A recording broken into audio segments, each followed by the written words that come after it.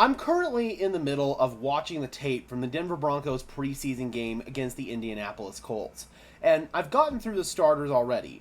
One thing has sorely disappointed me to this point, and that is the lack of a pass rush from the edge.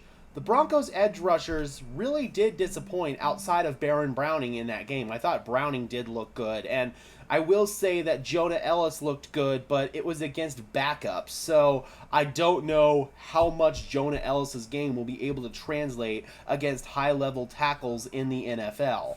Right now, I'm concerned that the Broncos still don't have a true alpha edge rusher on this roster. I feel like Jonathan Cooper really disappointed in that game, and Nick Bonito didn't even play. He's been in and out of training camp with a nagging back injury that doesn't seem to be going away anytime soon. The Broncos could probably use another body, and honestly, somebody who's a true Batman. Nick Bonito is a Robin. Right now, at this point in his career as a rookie, Jonah Ellis is a Robin. Jonathan Cooper is a Robin. Baron Browning can become a Batman, but I don't think he's quite there yet, and even then, I feel like the Broncos need a much more dominating presence alongside Browning. And this is where a player who is currently being disgruntled by the New York Jets comes into play, and that is Haason Reddick. Haason Reddick is currently in a contract dispute after getting traded to the New York Jets. He had 1 year left on his deal with the Philadelphia Eagles, and after posting a 16-sack campaign in 2022 followed by an 11-sack campaign in 2023, Reddick wants to be paid amongst the highest paid edge rushers in the NFL, and rightfully so. He generates pressure off the edge and is a game wrecker off the edge. But the Eagles, with some of their other contracts that they had to dish out, namely the Jalen Hurts deal, they could not afford Reddick. So they decided to ship him off to the New York Jets. The Jets knew how much Reddick wanted to be paid when he got traded there, or at least they should have known that. But they have not been able to reach a deal with Haason Reddick since he got traded to New York for a conditional third-round pick, mind you. Absolute chump change for that trade. Reddick still is holding out for that new deal. He hasn't gotten it yet.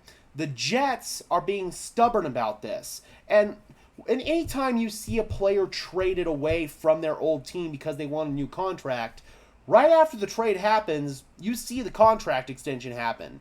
Usually the contract is already drawn up prior to the trade even happening. I don't even know how Reddick or his agent would have allowed this trade to go through if there wasn't the contract already drawn up, unless the Eagles were just really trying to screw Reddick in this situation. I don't know why, and just send him to the Jets knowing that the Jets weren't going to pay him. But regardless of how we've gotten to this situation, Reddick has now formally requested a trade from the New York Jets. I feel like Reddick was done dirty here by the New York Jets. I really do. And unless they come to an agreement on an extension, then I don't see a way that things can continue forward with Reddick and the Jets. Now, how do the Denver Broncos fit into this equation besides the fact that they could use another body on the edge? There is a tie that binds Reddick to the Denver Broncos, and that is Vance Joseph. Vance Joseph was his defensive coordinator with the Arizona Cardinals. Namely, in the 2020 season, Reddick actually went up to Vance Joseph after Chandler Jones went down with a season-ending injury and asked him if he could play on the edge instead of the off-ball linebacker position that Arizona had been playing him at. Vance was very receptive to it and said yes. Reddick started the final 11 games, I believe it was, at edge rusher for the Arizona Cardinals that year, and he ended up getting 12 and a half sacks on the season. Arizona's front office still was not comfortable paying Reddick, even though Vance Joseph was endorsing of bringing him back. So Vance Joseph likes Reddick, but at the time, the Cardinals front office was being run by Steve Keim and Cliff Kingsbury, just making incompetent decisions left and right.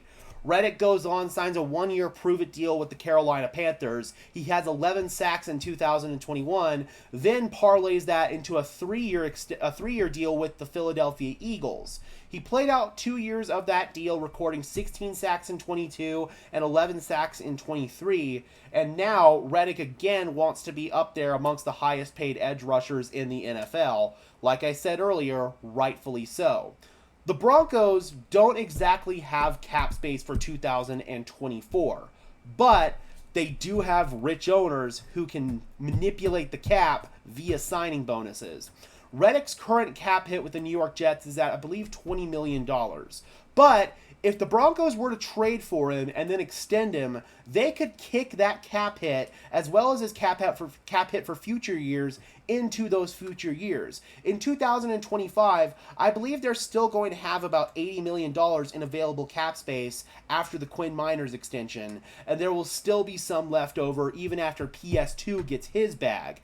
Edge rush, you can argue, is one of the top needs for the Denver Broncos heading into 2025. So for Reddick, he could get that money in a signing bonus right now, but it wouldn't affect the Denver Broncos cap hit-wise too much until future years. This could make a lot of sense here if the Broncos don't quite feel like they have a true Batman in that edge rush room amongst a bunch of Robins right now. I want Baron Browning to step up, and even if Baron Browning does step up, he needs a true running mate on the other side, and Reddick could fill that role. So, I don't know, man. I don't know if Nick Bonito is in the future plans for the Denver Broncos, nor is Jonathan Cooper. So, at the end of the day, if they want to maybe plan for the future here and bring in Reddick with the plans of maybe letting Nick Bonito and Jonathan Cooper walk in free agency, that is very possible. Cooper's coming up on his end of his contract at the end of this year, and then the following year will be Bonito. So that could, again, be something that the Denver Broncos want to think about here, because Reddick has proven that he can be a top-tier edge rusher in the NFL. And again, this is just organizational incompetence through and through by the New York Jets. You knew what Reddick wanted. You knew how much money he wanted, and you still haven't been willing to pay him, and you still traded for him. I don't know exactly what is holding this up, but clearly Reddick's camp and the New York Jets are far away on a number. So this wouldn't be the first time this offseason that the Denver Broncos fleece the New York Jets either, because I think Reddick could go for a conditional 4th round pick. He was traded to the Jets for a conditional 3rd, and now I think his trade value is even more diminished.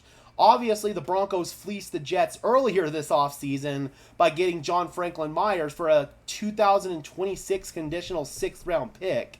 And the funniest part about that was the Jets traded John Franklin Myers to Denver to dump his salary because they need that money to pay Haason Reddick. So this whole thing is hilarious. The Broncos could end up with both Haason Reddick and John Franklin Myers.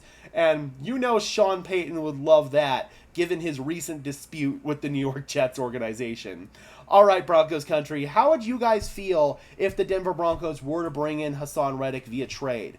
Or if the New York Jets just get pissed off enough with him that they cut him, how would you feel if the Broncos were just to sign him as a free agent? Drop those comments down below, guys. I would love to hear your thoughts, as always. Be sure to leave a like on this video as well as subscribe and ring the bell so these videos appear in your notification feed. I would really appreciate it, guys. Those are both free and easy ways to show your support, helps tell YouTube's algorithm to push us out, and helps us get seen by more and more members of Broncos country just like you and me. And until next time, guys, I am your host, Gage Madrid, saying peace out.